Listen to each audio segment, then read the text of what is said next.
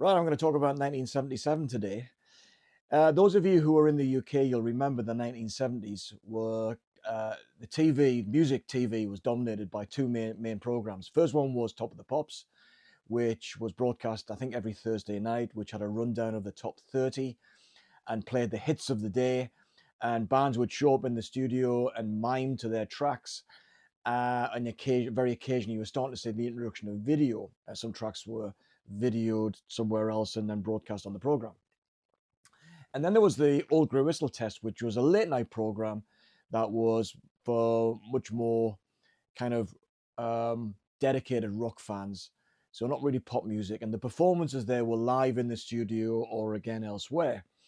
And in 1977, I'd been working for a couple of years and I was in an early morning routine. And I used to go to bed a bit later than I do these days, but nevertheless, was still having to be conscious of getting up early in the morning to go to work. So sometimes the Old Grey Whistle Test I missed. But anyway, that's a digression. That's music TV in the UK in the 1970s, and there was some other fringe rock goes to college and one or two of the little things here and there. But one of the things that around 1975, 76, what was happening in the pop charts was there was a general malaise. And there were some great bands of that period and great artists of that period. There's no doubt about it. But the pop charts were a lot more eclectic than they are these days, of course. But you saw lots of, you know, male, female duos, novelty hits, kind of pop bands that instantly they had clearly had no desire to become big, sustainable rock acts. They were therefore maybe the one hit wonders and so on and so forth. So something needed to happen in the mid 1970s. And revisionists look back and think punk came along and destroyed progressive rock. But that's far too simplistic a view, because progressive rock did continue after 1977. Um, but more of that to come, perhaps. But one of the things that was really interesting is that there was the charts were ripe for something that was going to come along and shake things up. And punk did show up in 1977, and I know there were some pioneering acts that came earlier. Iggy and the Stooges, MC5, Ramones.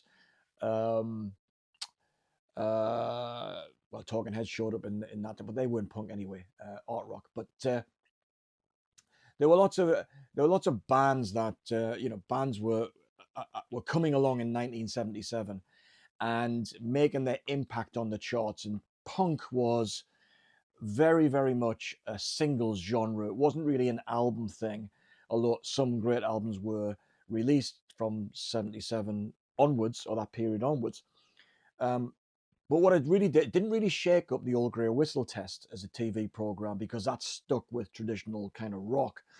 But the Top of the Pops was transformed within the next couple of years because punk started to come in and new wave started to come in as well. So it was that proverbial shakeup. So me, I was working. I had a new stereo, and I think it was a Sharp Music Center, an SG 220E, I think it was, modeled here by I don't know who, somebody with hair.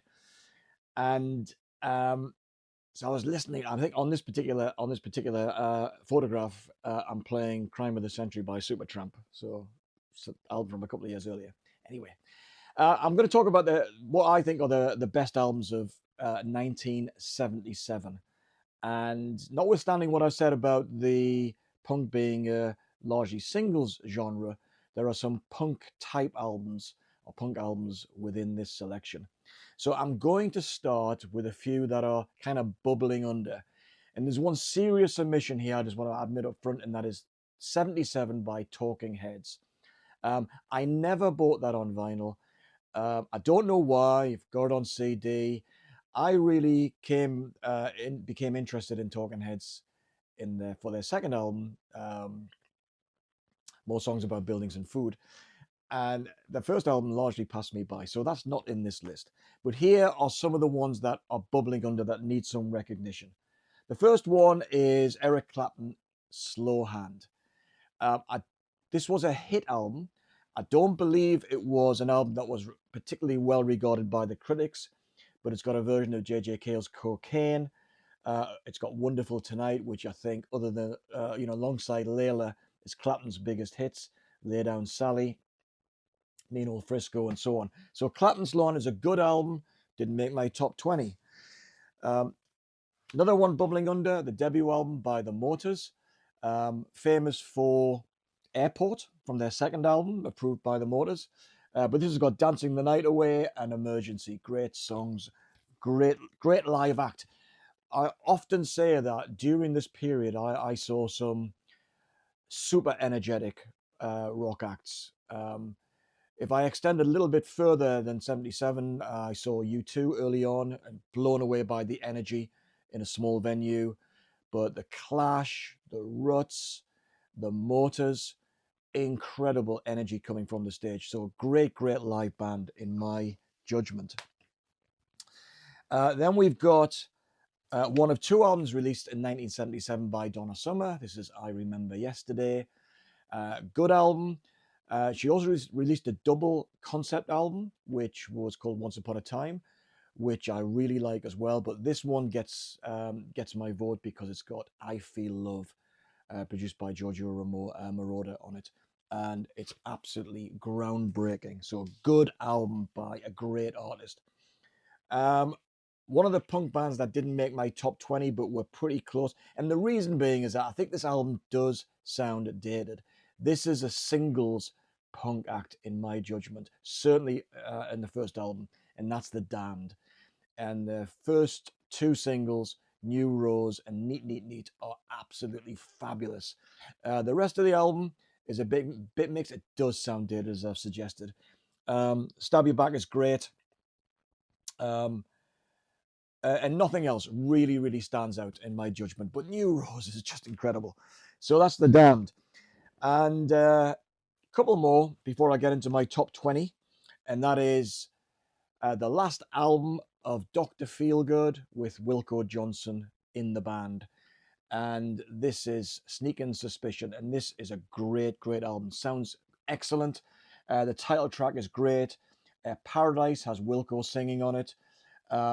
As does Walking on the Edge, which he played all the way through his career until he died a year or two ago. He's still touring right up to the end. But this is great. It's got Nothing Shaken But the Leaves on the Trees. Great. Lights Out. Hey Mama, Keep Your Big Mouth Shut. Great album. Kind of pub rock gone professional, if you ask me. And then just at number 21, so it doesn't get in the top 20, is the debut album by The Jam. Great band. Great live band as well. Again, fantastic energy. This is such a good album. Art School, Away from the Numbers, In the City Itself. Amazing noise from three musicians. I remember seeing The Jam. One of my younger brothers was dead keen on The Jam. In fact, two of my younger brothers are dead keen on The Jam, but one in particular. And I was a bit older, so I took them to concerts. And I remember one time we saw The Jam in Newcastle City Hall. And I don't know whether this was intentional or not, but the vocal PA went down just as they were starting In the City. And 2,000 people sang every word of the song. It was just a thrill. It's really good. So as I say, I don't know whether that was intentional. For years, I thought, no, that must have been an accident, but you never know. But it was brilliant. 2,000 people really singing at the top of their voices. Right, the top 20 best albums of 1977. Number 20 is The Stranger by Billy Joel. There we go. New York, great lyricist, piano-based rock music. Sounds very mainstream these days. But this was, I think, was his breakthrough album. I think he was on the cusp of being dropped by CBS. I think CBS is his label. He just wasn't being that successful. But this album is full. It's like a greatest hits, quite frankly. Starts brilliantly with Moving Out, Anthony's song, as they call it. The Stranger's a great title track. Just the Way You Are. It's now become a standard. Great version by Barry White, you might know. His little mini concept scenes from an Italian restaurant. Vienna, Only the Good Die Young. She's Always a Woman, another great ballad. Great album. Not really a rock album, bit middle of the road, but I'm told that this summer just gone, I saw Bruce Springsteen in Hyde Park in London, and I think it might have been the night before the stage was still set up. Billy Joel paid a concert, and the reviews of that were absolutely fantastic. So he still got it. So that's Billy Joel, number 20. Number 19 is David Bowie and Heroes. The second album in his Berlin trilogy. We all know this, of course. Very dissonant album. Side one has got quite challenging tracks in places. You know, Joe the Lion, Beauty and the Beast. These aren't kind of easy listening. A Song of the Silent Age sounds like it could have been on Hunky Dory on one of those earlier albums, so it seems a little bit out of place. And of course, the title track, Heroes, which has brilliant Robert Fripp guitar at its heart. A wonderful track. And I saw King Crimson just a few years ago, and they closed off their show at Birmingham Symphony Hall with their version of Heroes with that fantastic Fripp guitar. It was wonderful. Side two is mostly instrumental, apart from the last track. Sense of Doubt, I think, and Moss Garden. I think it might be Sense of Doubt sounds like an outtake from Tangerine Dream's Phaedra, and Moss Garden sounds like a Brian Eno track. So mostly instrumental, just like his what's the album before? What's the album before? Low. It's just like Low. One side is mostly instrumental as well, and of course, then the Lodger came along, and I listened to Scary Monsters just yesterday as well, and that's still got that vibe as well. Some of the same band members, and Fripp plays on that one too.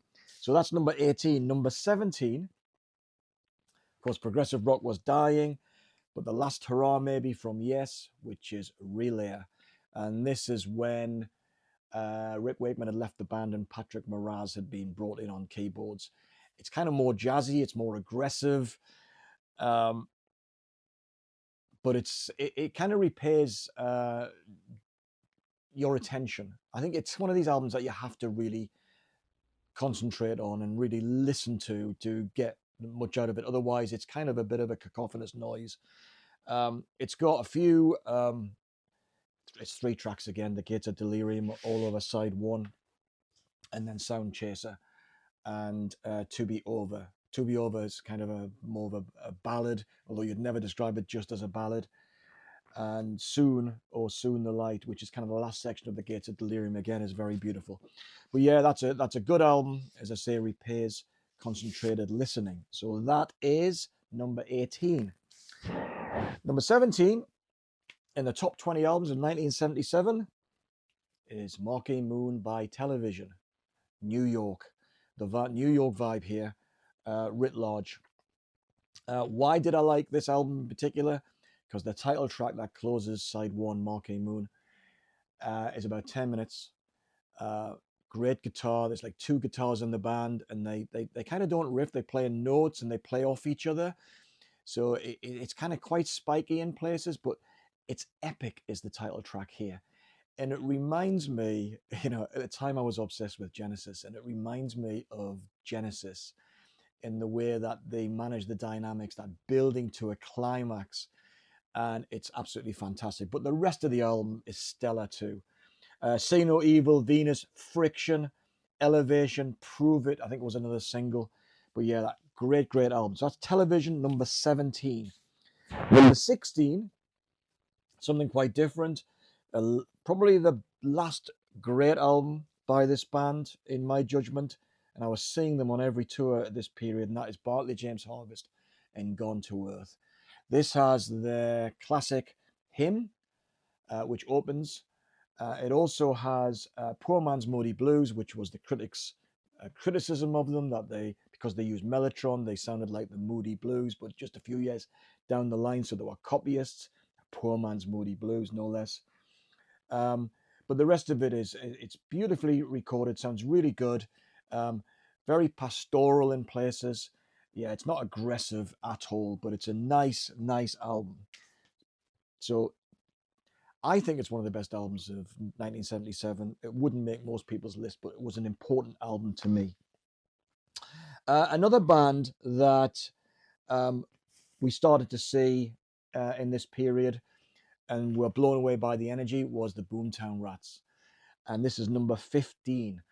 Um, Great album. Bob Geldof, before he got up himself, was a brilliant front man. Just bags of charisma and energy. They were a great band. So just like the Jam, they just blew you away. Looking after number one, Joy's on the Street Again, which is like his version of, or their version of Springsteen's Rosalita. Mary of the Fourth Form, which is going to do you in.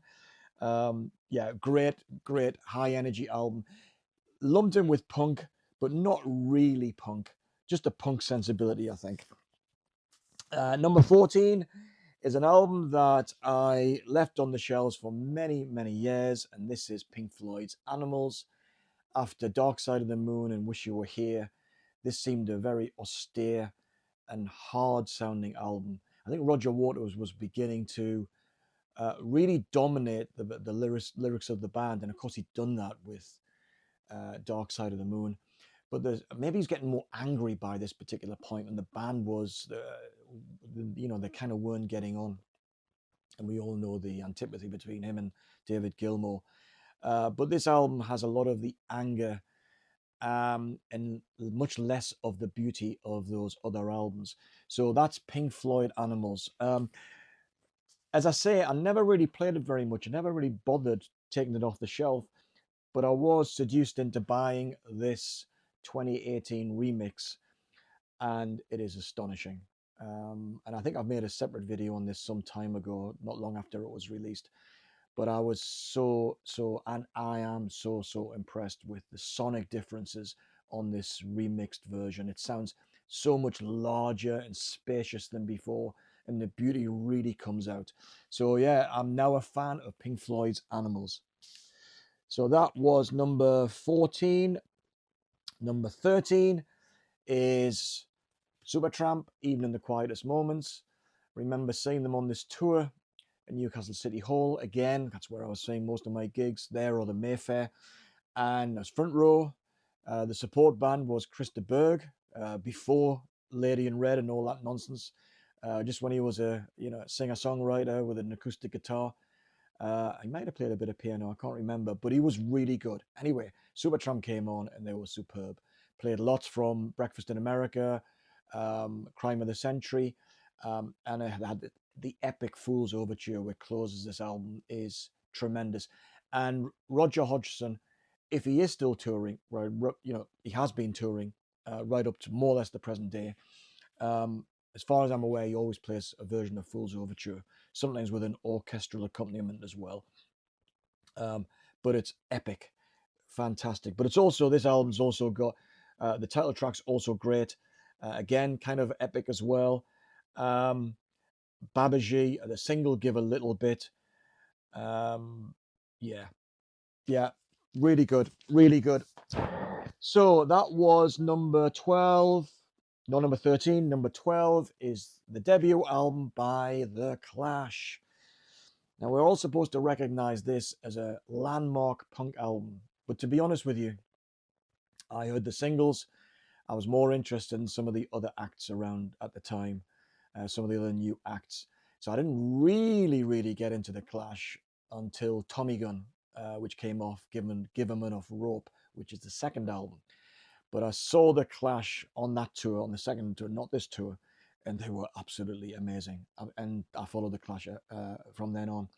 But this is an album that I had on cassette, and I went back and bought it on vinyl some years ago. What I'm surprised by is sonically, this sounds so beefy and dynamic in a way that I'd never really appreciated before. So this is a fantastic album, no doubt about it.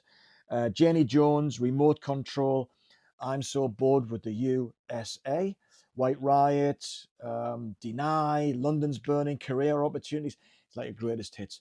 Fantastic album. So the debut from The Clash. Number 11, it's kind of hard to put this one slightly ahead, but this one, it definitely is worthy of recognition, and that is Meatloaf and Bad Out of Hell. The title track is, again, one of those epics that is just absolutely tremendous, but it's jam-packed with great songs, great words, produced, engineered, and mixed by Todd Rundgren, who I think played the revving motorbike guitar at the beginning of the title track. But you took the words right out of my mouth. Heaven Can Wait, 2 out of 3 in Bad, Paradise by the Dashboard Light. That is a great album. So yeah, fantastic. Bad Out of Hell. You might notice I've got a list this time, so I'm not losing count. So number 10 is an album by a band called Clover.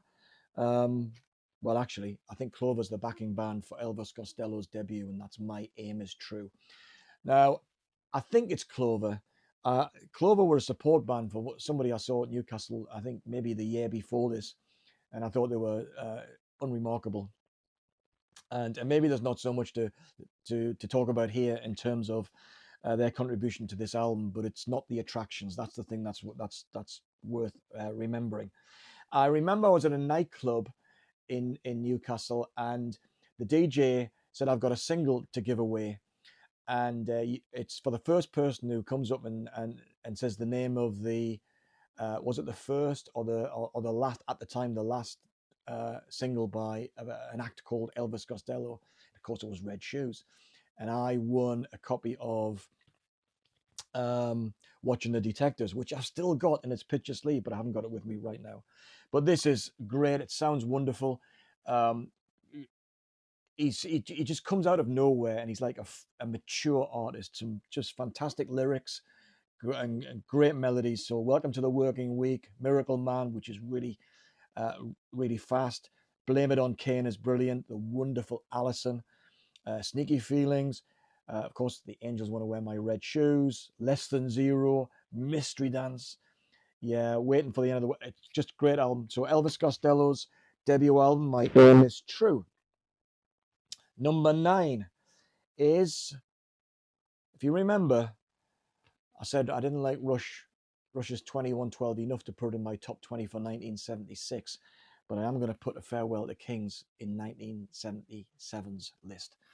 And this is, again, I'm a bit sniffy about Geddy Lee's vocals, but this is a much more mature, rounded sound than 2112, and it's got the wonderful Xanadu, which they played on a tour that I saw. I think it was in 1977, just before the album was released. And on first hearing in a live setting, it was still incredible, and it is a great song. It is 11 minutes and 6 seconds. Title track, Farewell to Kings. Closer to the Heart was a single. Yeah, wonderful. Cygnus X1 closes the album with a 10-minute track. So that's Rush, A Farewell to Kings. Good album, definitely a good album.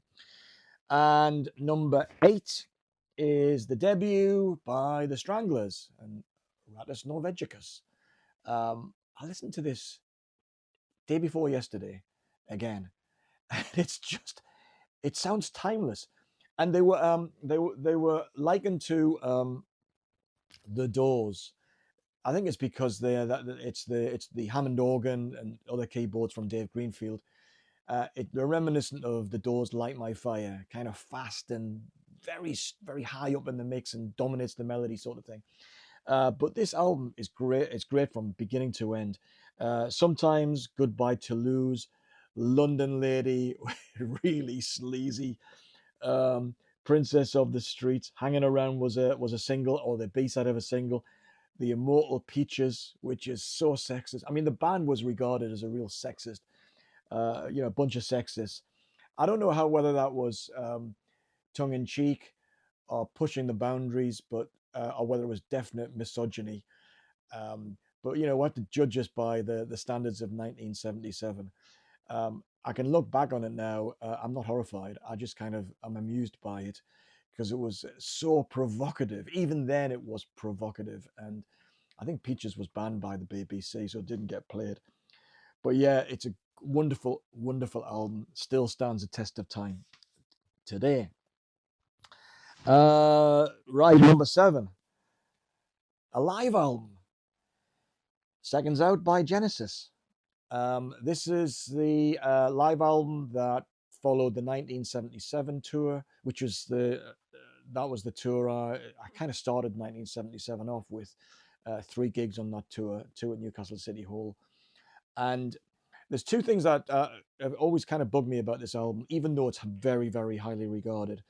One, I think the inner sleeve, I think the quality of the photographs isn't that brilliant. And I think I took some better photographs myself. But that's it's by the by. But the other thing is that the sequence of the songs on the album is all wrong. It's a double album.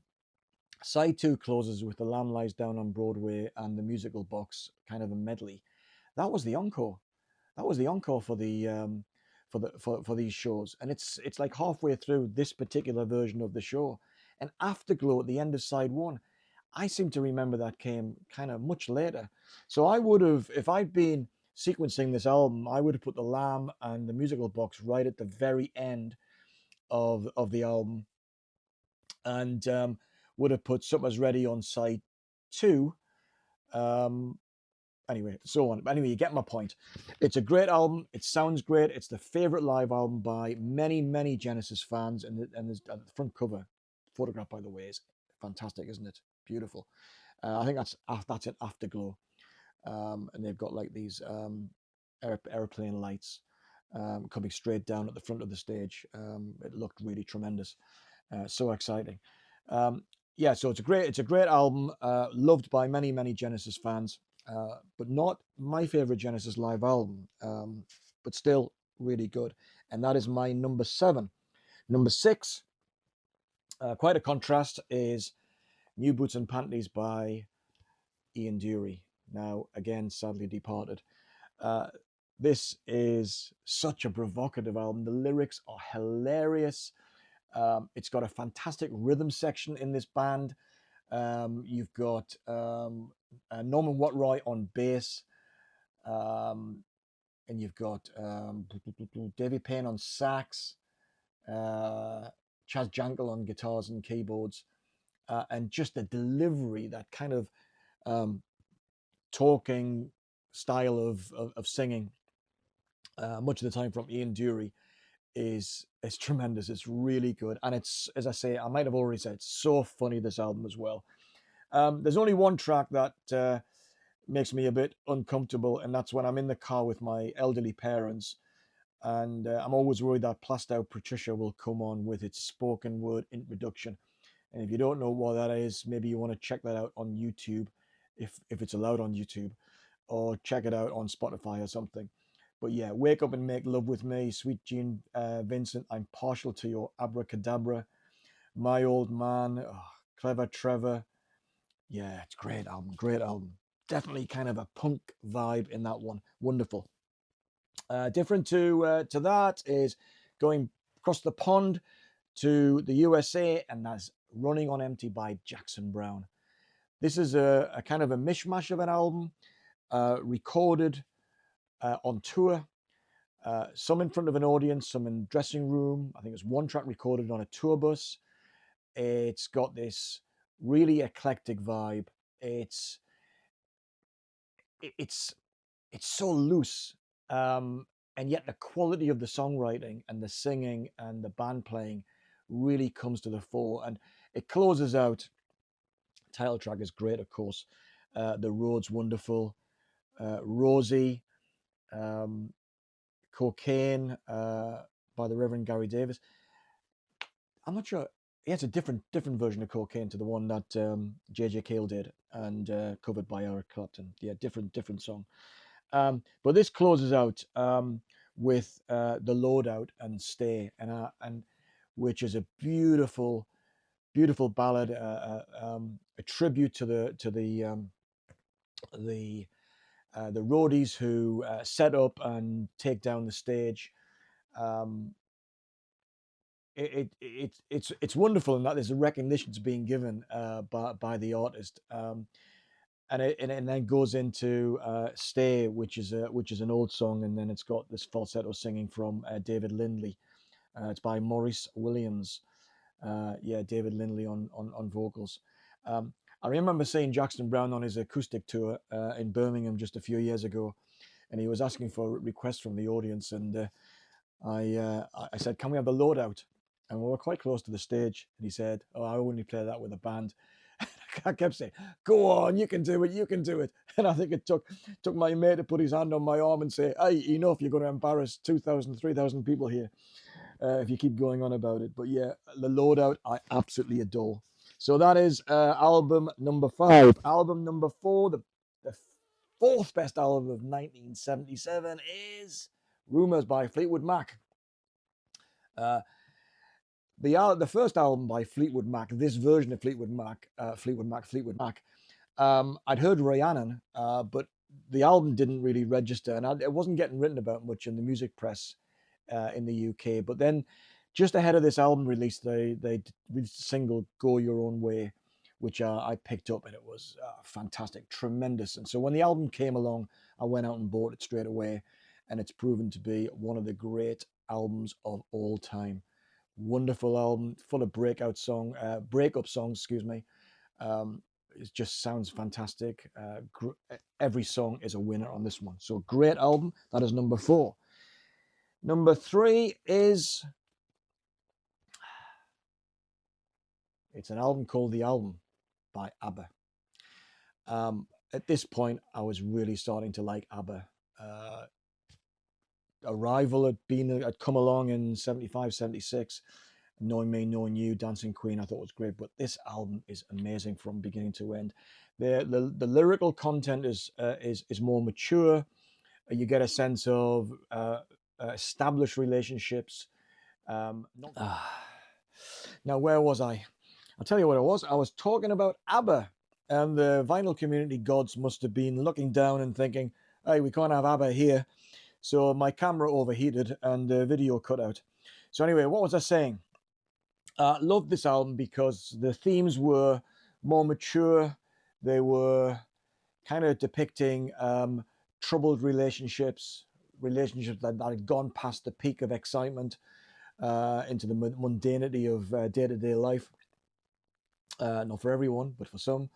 And it's characterized by one man, one woman. The name of the game opens with Eagle. Has the hit single "Take a Chance on Me," and of course, "Thank You for the Music." But it's all great. I mean, I think the girl with the golden hair is the like a little medley at the end, which has got "Thank You for the Music," "I Wonder," "Departure," which is kind of about a young woman kind of leaving somewhere, leaving home or leaving a town which is brought up. Closes with "I'm a Marionette." It's got real rock and roll song and "Hole in Your Soul," and move on. Yeah, it's wonderful from beginning to end. So that's ABBA, the album. The second best album of 1977 is the debut album by Peter Gabriel. Well, viewers of this channel will know that I'm a big fan of Peter Gabriel and Genesis. Although things would go off the boil for Genesis around this period, after this period, really, more or less, but any more of that later, perhaps. But this is the debut album by Peter after he left Genesis. It's well known by most people. It contains "Salisbury Hill," which, of course, is one of his biggest hits outside. Well, that or Sledgehammer surpassed it these days, I guess. But it's very, very varied. Moribund the Burgermeister, Modern Love, Excuse Me, the Barbershop Quartet, kind of opening to that. Humdrum, which sounds a bit like a Genesis track. Slow Burn, which has twin guitars, kind of a little reminiscent, a little bit of Alice Cooper. Oh, maybe. Waiting for the Big One is got a Randy Newman-esque vocal, but it goes on, it's like a blues number. It goes on for about 7 minutes. Probably goes on a bit too long. Down the Dolce Vita, big dramatic with big orchestra, London Symphony Orchestra, I believe. Um, really bigs up that song before the album closes out with the epic Here Comes the Flood. Yeah, so that's the second best album of 1977. The best album in 1977, one of the most iconic albums of all time. You know what that one is, don't you? This is the 30th anniversary edition. And I think probably around about 1980, I had a bit of a purge and I sold a lot of my punk albums. The original copy, Sham 69, Penetration, 999. Held on to a few, of course, and I'll come to those in due course. And I remember selling this one as well. But I have to say, with the benefit of hindsight, you look back on 1977 and this album, and you think this is absolutely iconic for good reason. Full of totally memorable songs. Holidays in the Sun opens it up. You got Pretty Vacant, Liar, God Save the Queen, of course, No Feelings, Anarchy in the UK. It closes with EMI, Problems, The Controversial Bodies as well. That's when I used to turn the volume down when I was living with my parents, when that one would come on. But yeah, absolutely fantastic album. Unlike the Damned's debut, I think this one holds up. I think that maybe it's the guitars or the production or something. It sounds really, really fresh still. It's still an absolutely brilliant album. So that is my favorite album of 1977. So if I've missed any, by all means, let me know in the comments, and also let me know in the comments if there's anything any album you want me to address or any artist you want me to address. I've got a list of ideas, but to be honest with you, unless I'm poked with a sharp stick to say, come on, get on with it, it's the sort of thing that languishes on this in my notebook for weeks and months on end, and I get around to making a video about once every 2 or 3 weeks, which I should be doing more of. I've never done this before, but apparently it's good for the algorithm if you say like, subscribe, and press the notification bell. But I promise I'll never say that again because I'm just irritated the hell out of by people keep reminding me that I should like and subscribe. It's enough already, enough. So anyway, 1977, there it is, and I'll talk about 1978 in due course. So I'll see you on the next video, which I think might be about some of my latest acquisitions, but I could be wrong. See you next time anyway. Thanks for watching. Ta-da.